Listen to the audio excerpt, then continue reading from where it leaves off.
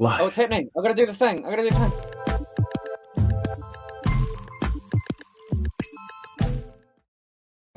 The timing is, hey man, the timing, it's hard. I don't know.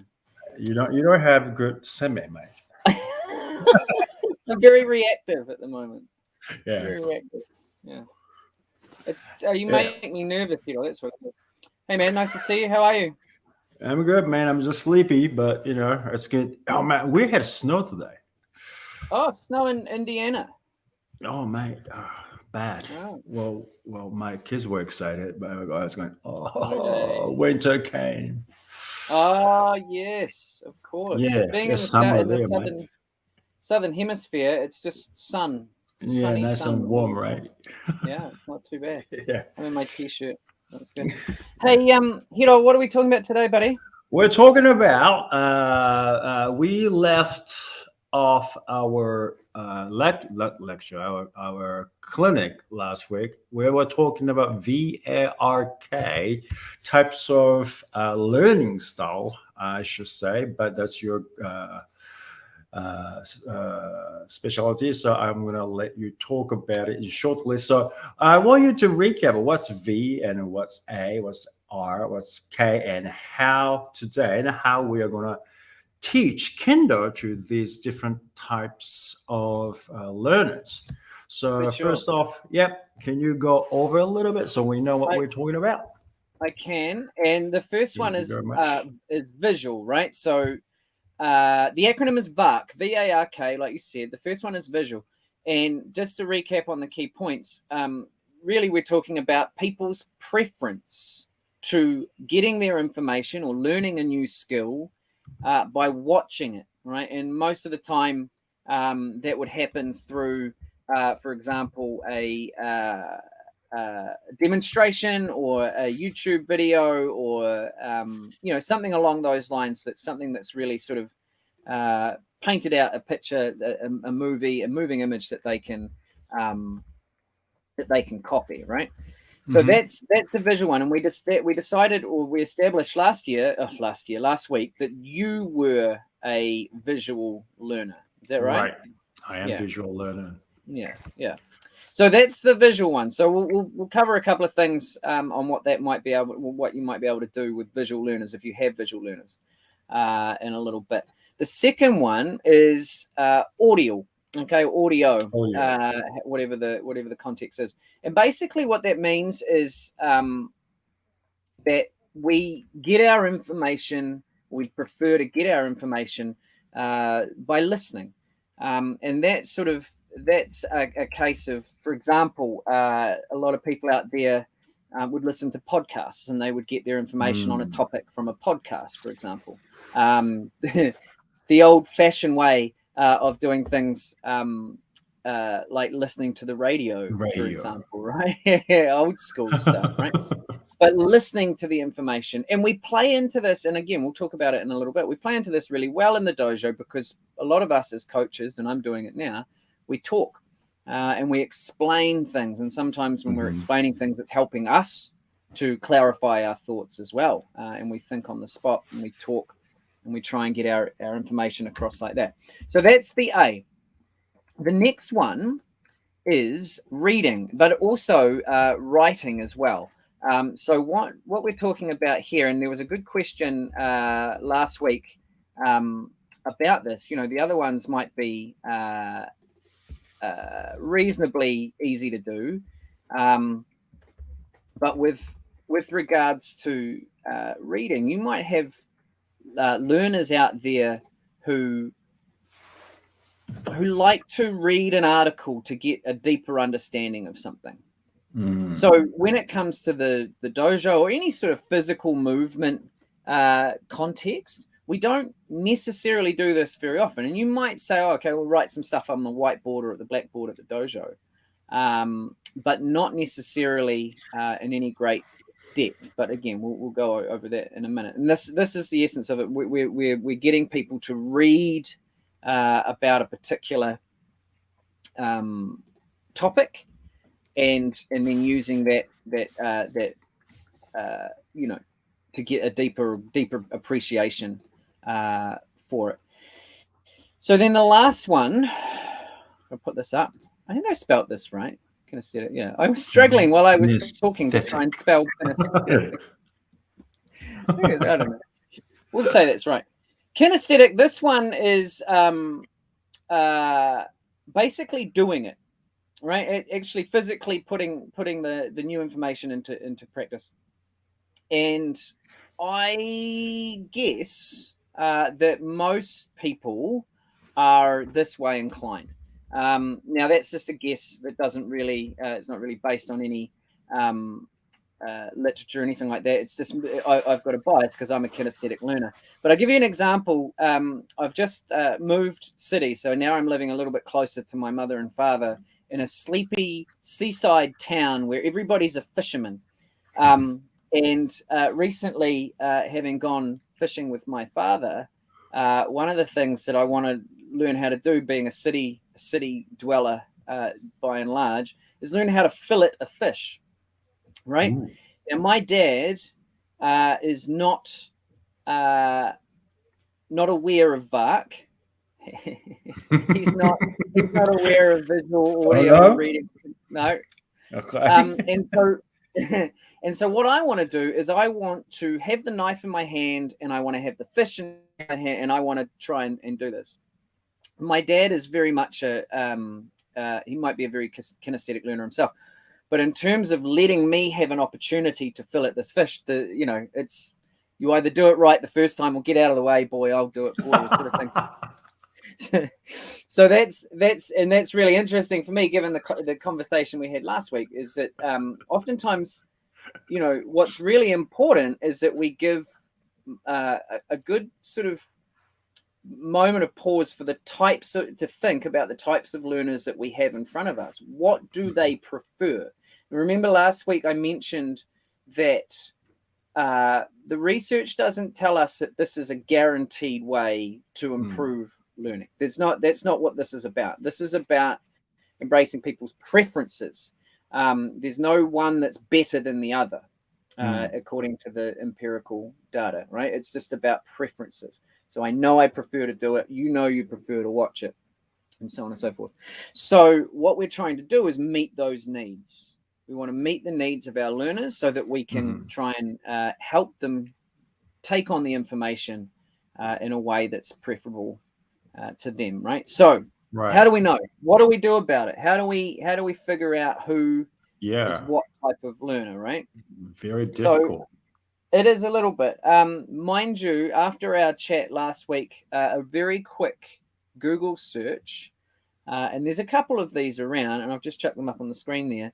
There's a really good questionnaire or survey that you can do for yourself as a coach, or for yourself as a learner, or send this out to your athletes, to your club mates, and say, hey, do you guys want to fill this out? Get the results, only take a couple minutes, and then come to training next week and let me know what your learning preference is. And what you'll find, particularly with this type of survey, is that there's not necessarily one style that you tend to prefer. There's lots of combinations. Right. And so what does that mean for us as a coach? Well, that means that we need to be mindful of the way that we present our information in a range of different ways. And if I'm coaching you, Hiro, for a particular drill or activity, I know specifically you prefer visual, right? So when I'm dealing with you, okay, Hiro, or I could ask you, hey, Hiro, you did that survey the other day. What was your preferred learning style? You'd say visual. Okay, cool. So what I'll do is I'll demonstrate the skill for you, all right? And then perhaps we could get young Masa over there to demonstrate the skill as well. So you can see two different versions of the same thing, and then you can go away and give it a try yourself. Right. So when we talk about how do we provide opportunities or variations in the way that we present the information, asking and knowing what style of learning you prefer, then we can go ahead and have that conversation, and then go ahead and try and meet those needs. As I say, as far as I observe, Basically, we do visual and audio. Yeah, cool. So again, when we've got a range of different people in the dojo, oh, absolutely, we're going to have a range of different preferences. And so to mix it up like that and have a little bit of visual and a little bit of audio, and then maybe add in a little bit of reading and kinesthetic at a different part of the training or for a different activity or whatever, absolutely mixing it up, and you start to meet the needs of more and more people. It's So let's like, talk. yeah. Sorry, mate. Yeah. So Kendo lesson in general, would you Mhm. say like we use visual, like demonstrating, and we talk at the same time? And okay, let's do it. It's kinesthetic. So is that like how do you think Kendo normal like regular Kendo lessons is like we use visual, audio, kinesthetic? Mhm. Is that how you think Yeah, I can look at it? absolutely. Absolutely. There's already a built-in um, variation and simply in the way that we would tend to approach something. So let's take a really simple activity like kirikaishi, right? Mm, Oftentimes one of the very first things that beginners will or intermediates will need to do when they get more confident hitting people and receiving strikes and things like that. So by and large, they've probably done a lot of visual learning. They've watched the other seniors, and they've got a kind of an idea of what it is. Maybe they don't. Maybe the coach has said, "Right, welcome along to your first training of the season. We're going to go straight into it, and this is what it looks like." Whatever it is, there's always there tends to be an opportunity to show and demonstrate. And as we go, we'll say things like, all right, we're going to do one straight men cut, and then we're going to push our hands together. We call that taiatari. And then we're going to cut 4 forward, and we're going to cut 5 back. And when we go through that process, so when we get the beginners or the members to go through that process, oftentimes as a motodachi, I'll count 1, 2, 3, 4, 1, 2, 3, 4, 5, right? Simple sort of stuff. But what we're doing is we're providing a cue, mm, vocalizing a cue for them so that they can bring in the information and understand when do I start moving in a different direction and so on. So yeah, this probably isn't groundbreaking stuff for a lot of the viewers, but it's worthwhile pointing out that we do a variation of these things just through the normal process of coaching. The point that I think that we're trying to make here really clear is amongst those different ways that we attack stuff and the ways that we coach stuff, there'll be preferences. So for Hiro, it's to really show, right, before we get him to do it, or before we get him to listen or read something about it, right? For Masa, it might be just to chuck him in and get him to go. For Blake, it might be something, So to understand those preferences puts us a slightly ahead of the game when we trying to get our learners to pick things up as efficiently as possible, right? mm-hmm. So we've talked about the visual thing. That's just watching a demonstration, like I mentioned before. Just to clarify, the sensei can give a demonstration, no problem, but we can also get other people in the room to do it. And if we look around, let's say we've got some really tall people. Well, getting me to demonstrate something for a tall person is, it's helpful to a point, but there'll be other ways, more relatable ways of moving the body if we can get demonstrations from people that sort of like-minded or have similar circumstances in their physical capabilities. So Mm-hmm. that's something to keep in mind.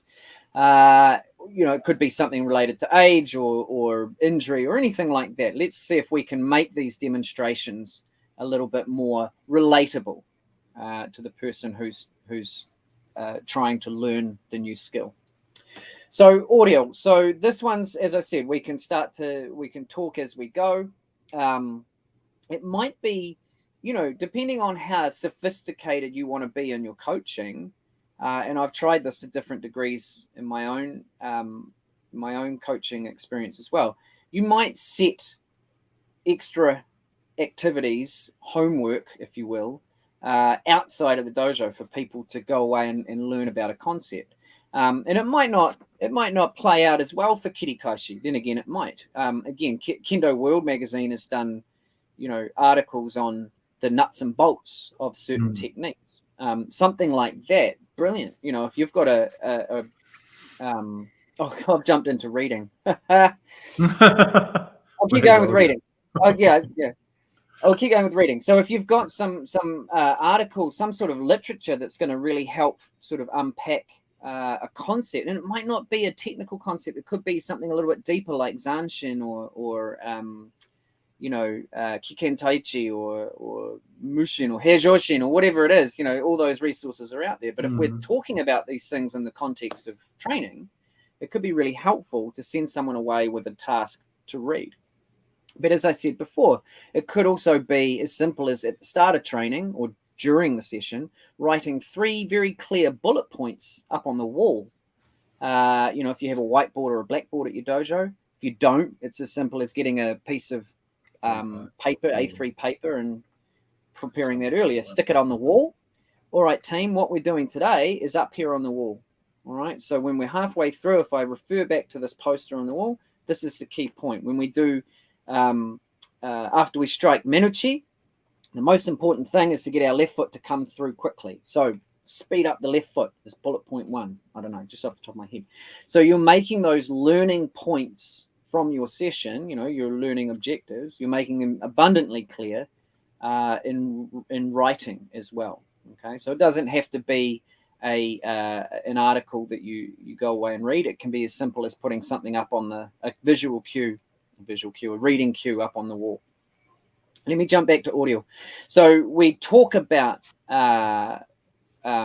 these concepts a lot, and sometimes I think it's important for coaches, like this is a big weakness of mine, to overdo it.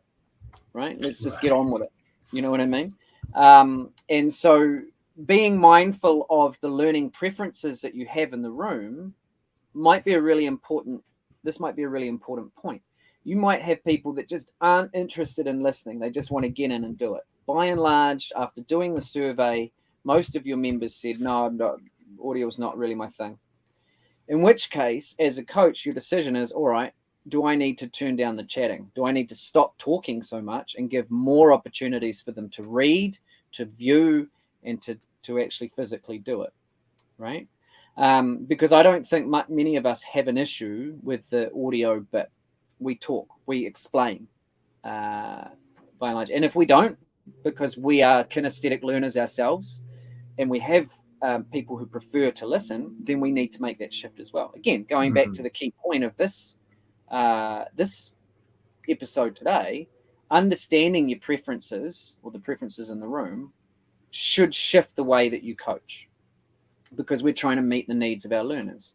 So if they're not really interested in visual or kinesthetic, then shift it to a different one. It doesn't mean you don't do it. It just means that you prioritize what the needs are, right? So jumped around a little bit. We've done visual, we've done audio, we've done reading. Kinesthetic, again, I think that this is built into a lot of what we do. But at the end of the day, this one should be a pretty high priority for all of us, because what we're talking about is a physical pursuit, right? Kendo it requires us to use our body to do to interact with the other person, obviously to fight them, but to understand the concepts of Zanshin, the idea or the notion or the processes of Kiken Taichi. We need to physically do those things to really, really finish off or tie a knot or tie a bow on the understanding of what those things are. So the more opportunity we can provide for people, especially young people, the more opportunity we can provide for them to do it, to try it, to make mistakes, and then unpack and say, what can we do differently? That's really, really key. So learning preferences are absolutely something to keep in mind. At the end of the day, we need people to be doing stuff so that they can appreciate it at that physical or what we call in the literature, embodied experience, right? We embody what this concept of Zanshin means, because we have to physically go ahead and do it. And it's acknowledged or otherwise from a shimpan or something like that. So we learn it at a deeper level than just reading it off the board or listening to sensei talk about how important it is to make sure that you turn around quickly. Well, if you get hit because you didn't, then you've really learned some important aspect about what Zanshin is, right? So doing things is a really, really important thing. And I think at the end of the day, again, going back to my own weakness, when we spend too much time demonstrating and too much time talking, and we lose that opportunity. Now, you and I have talked about this a few times before, mate. Kendo has got a lot of rituals and a lot of regi and a lot of routines that we do, right? Before we can start fighting again, we have to wait for that pair over there to finish what they were doing, perhaps, before we can all kotai together. You know, I've got my own opinions about whether or not that's necessary, but let's just go with the status quo. It's important that we all sort of bow in 3 steps in, 5 steps out. Because we have those sorts of cultural routines and in some ways are limiting the amount of time we have to actually practice kendo. So when you think about it, and this is what I encourage everybody to do, think about actually when you go to a 2-hour training or a 1.5 hour training, however long your trainings are, how much time do you actually spend standing in kamae thinking about attacking or counter-attacking or defending or whatever, right? And it's actually a little bit scary when you think about that, because so much time is spent moving clockwise or counterclockwise around the dojo waiting for, and that's all part of what we do, and that's fine. But the more we can get people to do stuff within the short time that we have, the better. The more time they have to spend listening or listening to sensei talk about, listen to the sound of his own voice or her own voice, that time is limited. That time for actually practice the skills is limited. So I think it's really important to keep that in mind. Kinesthetic might not be a preferred thing, but it's definitely a necessary thing for our learning in the art of kendo, right? Because right, so limited already. So yeah, man. So those are the 4 things. So I think that what's probably okay, Camilla. So this is great. This is my segue. I was going to say what's really, really key, really, really important is that you figure it out. What is your learning preference? What are the learning preferences that you have in the dojo around you? A really quick Google search brought up this link here. We can chuck it in the description below. Otherwise, Google VARK questionnaire or survey, and there'll be a number of them that come up. And you'll answer the questions. There'll be scenarios. You go, oh, yeah, if I was in that situation, this is how I would be. And you can go ahead and learn a little bit more about what ways that you prefer to get information, learn about new concepts. And this can apply to anything, man. Like, it doesn't have to be just kendo. Right. Yeah. School, uni, work, whatever. If you know a little bit more about yourself and the people that you're working with, benefits, eh? Right. Yes, I reckon. Yeah, it's very, very useful to know what kind of knowing yourself first is pretty important, I think. Totally, man. Stuff, yeah, I mean, then, the way it, if you were to think, for example, you're a visual learner, right? We've established that. When you coach people, when you instruct people, do you tend to do more demonstrations than? Mike, probably I've been thinking about how I do demonstrate a lot, and I talk at the same time. Because most of my students are adults, so they want to know why we are doing what we are doing. So I do demonstrate and then do explain why we're doing it, what for we are doing this, so they have clear understanding of what they have to do. So that's my approach at the moment. Yeah, man, and that's a totally valid rationale too. They want to understand the why, right? older Kenshi want to know why we're doing this. Why we're doing this. This is absolutely brilliant insight. And if that's the case, it can come from the horse's mouth. It can come from sensei talking, but it can also be, hey, we're going to cover this next week. Here's a little article that's pulled out of Kendo World magazine. Have a quick read of this so that you can, you know what I mean?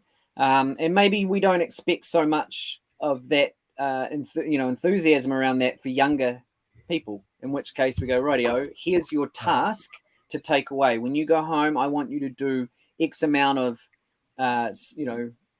suburi or footwork practice or something like that. Come back and tell me how you went. So we're using those preferences and those motivations, right? Yeah, absolutely. Maximizing the time on task. Yeah. Nice one, man. So that's VARC. That is VARC, learning preferences. Hope it's helpful. Yeah, I think it's very helpful. And this is also the key, kinesthetic. That, like you said, we gotta do it. Kendo is to do. We can talk about it all, for a long time, but if we can't do it, we can't do Kendo. Yep. So getting that going as well is the key issue. Totally. Totally. Absolutely. So hopefully people benefit from that little recap and a few examples. By all means, let us know what you think down below. What you do, what you wish your sensei did more of, perhaps. Maybe he or she is reading and watching and get some cute clues. I don't know. But go ahead and stick that. And by all means, check out that link to the survey, to that questionnaire, to find out a little bit more about yourself and distribute that out to your members and find out more about them as well. Yeah. This is great. We gotta know what we are, right? We gotta know. Yeah, probably I'll send this to my students too. Brilliant. I've got to know. Yeah. Hey, Hiro, that's it for today. I'm looking forward to next week. We might have a wee chat about violence. Violence in Kendo. Ooh. We're gonna touch that topic. Ooh, we're gonna do it. It's a juicy one. Let's do it. Why not? Actually, a little brag here. My master's degree was written on the topic of violence and bullying in Kendo. So, I'm quite. It was a really enjoyable thing to do. Not so great doing the data collection, but that wasn't enjoyable. But writing it up was great. So yeah, make sure you tune in to watch that. Let us know some of the horror stories that you might have, some things that you experienced or seen, whatever the case may be. But violence in Kendo, it's relevant, man. Hey. Yeah, man. It's no tickle fight. Oh, Kendo, it can be tough. Anyway, it's nice to see you, Hiro. Thanks, Blake. That was a good lesson from you today, and I'm sure the audience also enjoyed it. And we're going to talk about violence in Kendo next week. Nice one. Thanks, man. All right, thanks.